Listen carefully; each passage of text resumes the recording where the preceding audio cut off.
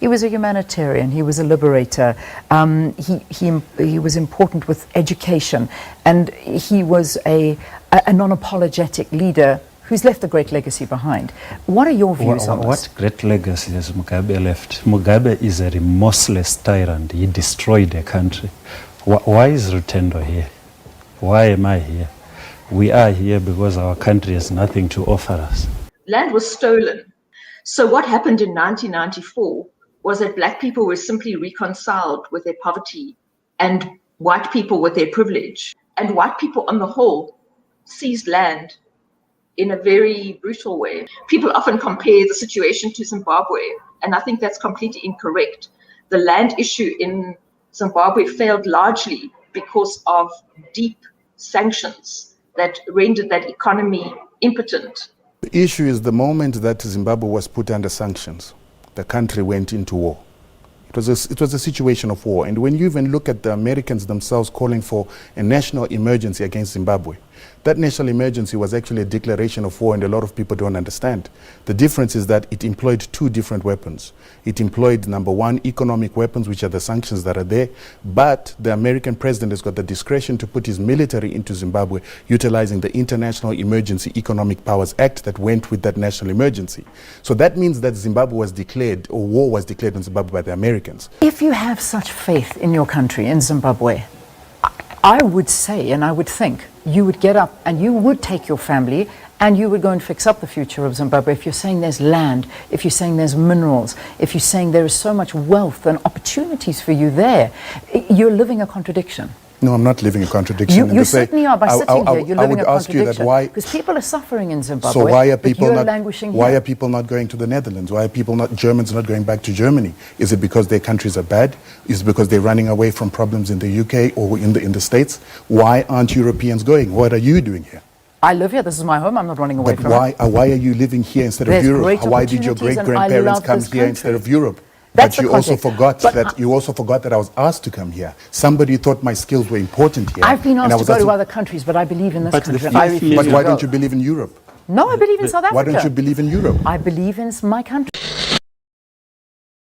Yes, this video will be featuring a really interesting set of discussions on the issue with land in South Africa and also illegal immigration. And here we have South African activist Kim Heller and Rutendo Martinyarere. I think it's the first time I'm going to be featuring him here on this channel. And he's from Zimbabwe, but he also lives in South Africa, working as a media consultant and advocate for the eradication of sanctions in Zimbabwe. And I think these discussions really touch a lot of interesting, important issues about land and illegal immigration in Africa. So without talking too much, let's listen to what Kim Heller has to say about this. This phenomenon of white power, even in a democratic so-called black South Africa, is something that I think we've had little coverage on. And I described it. I was actually on an American talk show 2 nights ago, and I spoke about this as the real pandemic in our society, more so than something like COVID, because white power and white supremacy actually creates deep poverty for black people still in a democratic South Africa, and actually claims more black lives than a pandemic like COVID. I think my book speaks to the lie of the Rainbow Nation, and I think that we were sold a dream that didn't happen. So I use quite emotional language. I speak about reconciliation as being a white man's medicine that has done more to harm than to heal. So what happened in 1994 was that black people were simply reconciled with their poverty and white people with their privilege. And I speak about privilege, almost getting an extra license to operate in the new South Africa. But I wouldn't say the condition of black people is worse than it was under apartheid. I think in some ways the ANC has restored the dignity of black people. So I would never want to make that comparison. But the ANC government, they have failed deeply because they haven't put black people first. What comes first is white profit. And I can give you many examples of that. It's not just my opinion. We see in Marikana, the government had a choice to support white profit or their own people, a living wage for their own people, and they chose white profit. So I'm aghast. I describe myself in the book as a devotee of the ANC, but I've come to the realization that the ANC is serving white interests, not the interests of the ordinary black person. I think we need to understand that land in this country is more than just an economic imperative issue. I mean, the issue of land return and land justice is economic, but it's also moral. Land was stolen. So most of that land was gotten in a very violent way. Families were burnt, they were forced off land, their lives were fractured. And white people on the whole seized land in a very brutal way. So we have to look at justice. You know, people cannot be economically sustainable if they don't have land. And the interesting thing is that if you study history, you will see that when land was taken, most of the black people using land were very successful, either in subsistence farming or even making a small profit. So we have this myth that black people can't farm. But the issue is land was taken, and I believe it should be returned. I think I don't know why there's this myth that black people can't farm, or even if they can't, this is their land. It belongs to them. Maybe we shouldn't set conditions on what they do with their land. And the EFF, in fact, I think EFF has strayed a little bit from their land position. They're now speaking about taking certain tracts of land, where before they were speaking about all land. My prediction on land is that we have an ANC government who's too timid and terrified of white people to ever take land back. So I think we're going to see state land being returned, unoccupied, possibly unfertile land being returned. And that to me is not the answer. So my stance on land is radical. I think it needs to be done. And both, I said, as a moral imperative as well as an economic imperative. People often compare the situation to Zimbabwe, and I think that's completely incorrect. The land issue in Zimbabwe failed largely because of deep sanctions that rendered that economy impotent. So when people raise those arguments, I find them problematic. Yeah, quite interesting take she has, perspective. She leans more towards, I think I would say, not so much on the left, but leaning more towards the policies of the EFF in terms of land and what, the issue with land. But there's this really interesting guy here, Rutendo. Let's just listen quickly to what he has to say about the Zimbabwe situation and link that up in the final discussions. The issue is the moment that Zimbabwe was put under sanctions, the country went into war. It was a situation of war. And when you even look at the Americans themselves calling for a national emergency against Zimbabwe, that national emergency was actually a declaration of war, and a lot of people don't understand. The difference is that it employed two different weapons. It employed, number one, economic weapons, which are the sanctions that are there, but the American president has got the discretion to put his military into Zimbabwe, utilizing the International Emergency Economic Powers Act that went with that national emergency. So that means that Zimbabwe was declared, or war was declared in Zimbabwe by the Americans. The moment that happened, that country was no longer a country that was being a democracy. It was a country that was being destabilized. It was a country in which the government was being prevented from executing or delivering its services. And because of that, that country could not have democracy because it was no longer in a democratic scenario. As it may, many people fled the country, and they are foreigners on the African continent and in the diaspora. But one would have thought that at this time, Zimbabweans abroad would have wanted to go back home, but there's a clip that we played. There's another Zimbabwean who says if there's any South African who wants any Zimbabwean to go back home, they should go there themselves. People don't want to go back home. Things are not changing there. There's a number of issues. So first of all, I said that the sanctions are actually a condition of war, and conditions of war, or at least war, causes refugees. So that's one issue. The other issue is us as Zimbabweans, by our education, have become people that want to be slaves rather than people that want to self-determine.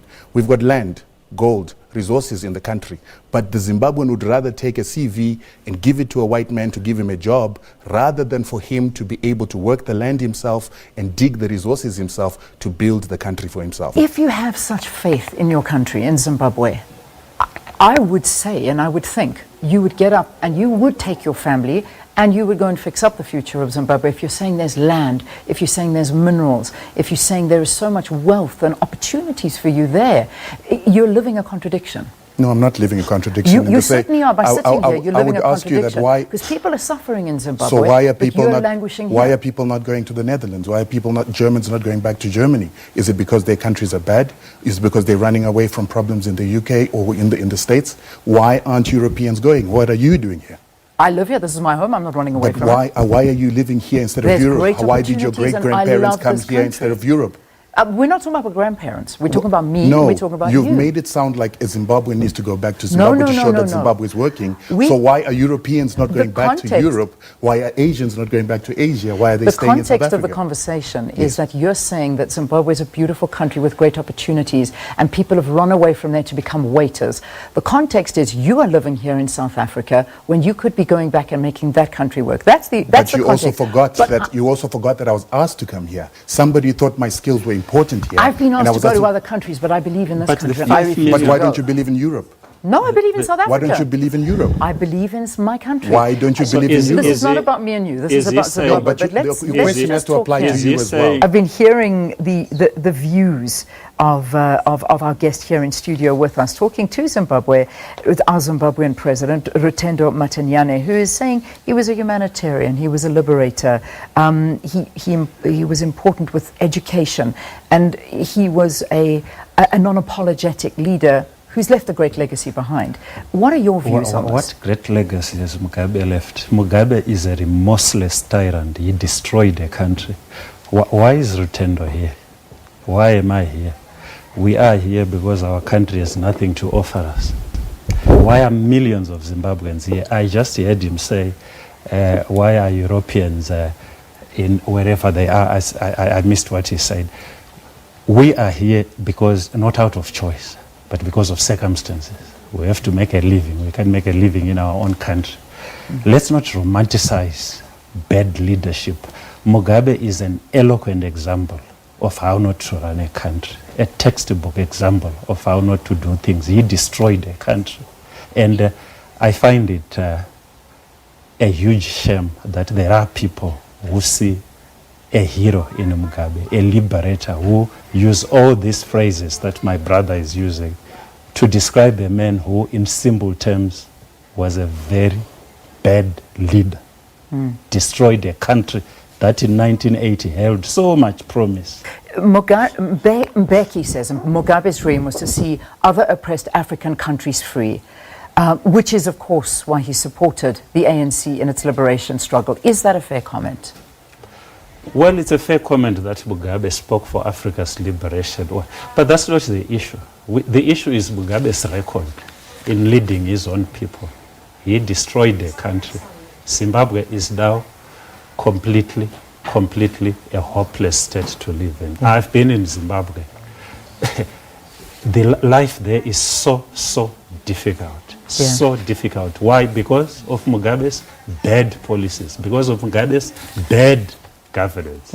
So let's not mix issues here. Yes, he might have supported the ANC. So what? Many other people supported the ANC. Yeah. So I don't know what you guys think, but remember to share your thoughts in the comment. But I just wanted to wrap this up quickly with a brief discussion on the issue with immigration, refugees, asylum seeking in South Africa. And I have some stats. I think this was I got this from the I think it's a white document on immigration. This was taken from the website, from the South African immigration website, and it speaks about how South Africa's immigration laws link to the 1969 OAU Convention. So it says that the 1969 OAU Convention, like the 1951 Convention as well, prohibited the refusal of entry or expulsion of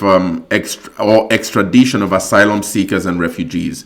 But the 1969 OAU Convention, however, made provisions for exclusion of refugees on certain grounds, such as the security of the state. And then also a really interesting stat as well was the fact that asylum seekers and refugees were not really recognized in South Africa until 1993. And during the apartheid era, South Africa did not accede to any international and regional conventions relating to the status of refugees and asylum seekers. But then South Africa also administered its refugee policy on an ad hoc basis, granting refugees, especially mostly to white nationals from Zimbabwe, Portugal, and Mozambique. So I'm wondering if maybe could this have been the reason why illegal immigration then increased, if probably the only asylum seekers that were being granted asylum status in South Africa at the time in 1993 thereabout were only white nationals from the war-stricken Zimbabwe and Portugal and Mozambique. So I don't know. What do you guys think about that? But what I just wanted to speak about today is, especially Gayton Mackenzie speaking about deporting illegal immigrants from South Africa, and then the AFF basing most of its policies, especially Cardinal Pillar, on land. It's really tricky. These are really tricky, difficult issues. I had actually a comment from one of you, my audience today, speaking about how they've left South Africa with, I think, probably a wealthy South African and probably a white farmer, speaking about how he's left already to Arizona because of the direction in which South Africa is going and all of that. One thing that strikes me, and it's really important, is the fact that, like Kim Heller speaks about, it appears that the general understanding of what South Africa represents stemmed from the fact that Nelson Mandela promised a rainbow nation. And one of you also in the comments criticized or critiqued me for not knowing much about South Africa, and probably I do not have a right to speak about South African issues. But I'm a scholar, I'm an academic, and my job is to understand and analyze and study these problems. And in regards to that, I would say that it's important for me to really listen to the other voices of this promised rainbow, even though the blacks are a majority. And for me, that's really interesting. That's really striking, to really understand what's really going on with the other voices of this rainbow that was promised to be a nation in 1994. And so that's why I think there's still a lot of clashes going on, within these debates on land and immigration and borders in Africa. And, what Karl Marx did when he identified the fact that we must start seeing history from the perspective of the production relations that govern, society. That was really radical, because it then slowly shifted the gaze from, just pure development to the acquisition of capital by a certain group of people and the exploitation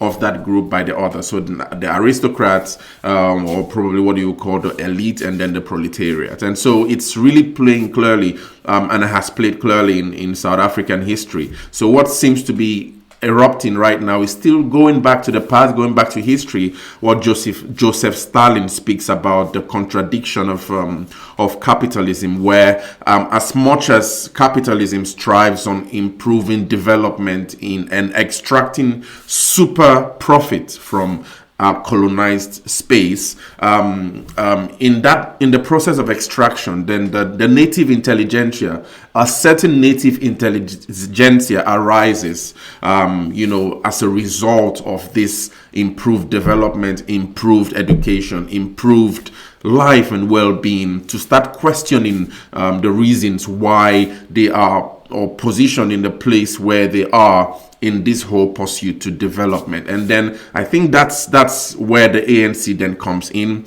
So the ANC represented that native intelligentsia that sort of like began questioning this whole issue with the development in South Africa and land and who owned and which group of people were driving the development, and why one group of people should own probably property rights and the other less property rights. And so it's a really tricky place to be for a nation. But on the long run, one might argue that a win-win might be beneficial for everyone, so that the Indians, the Pakistanis, the blacks, the coloreds, the whites, having a united thrust into the future might then benefit everyone in South Africa, while the others might think that no, this is Africa, this is our space, this is African space, and then we have to have our countries, take our country back as Africans and then administer that from there. And that position then threatens, probably those who have been beneficial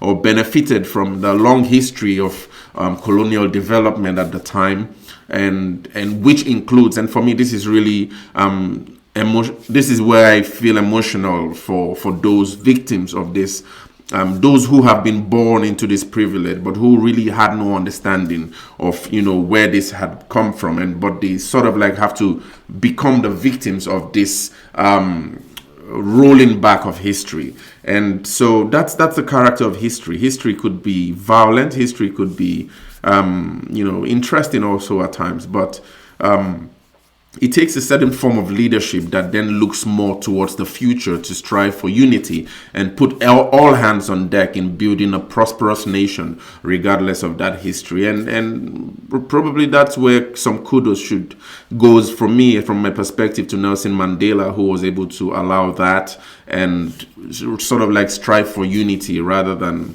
the nationalism that the ANC fought for. Although Nelson Mandela was part of the ANC at the time, but this switch backwards towards looking towards sustainable future and really considering where South Africa had been at the time and moving forward from there.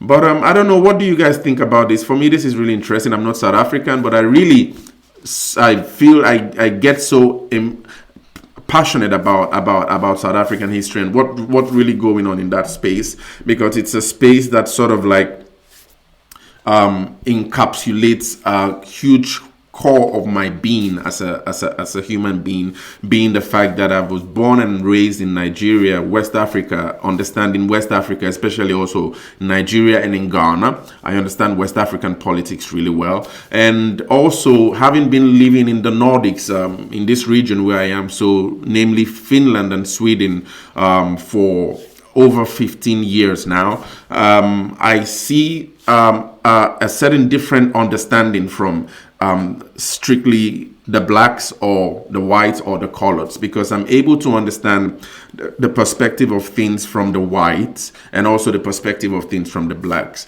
Not all blacks are racist, not all blacks are nice, not all whites are racist, and not all whites are nice. But at the same time, it seems that if all hands can be put on deck in a respective way, I think South Africa would grow and become an excellent nation.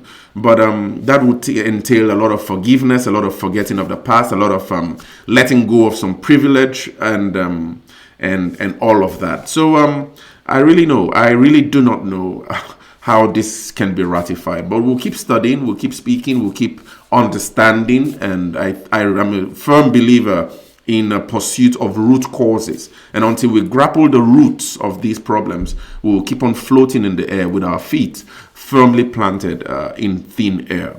But I don't know, what do you guys think about this speech? Share your thoughts in the comments.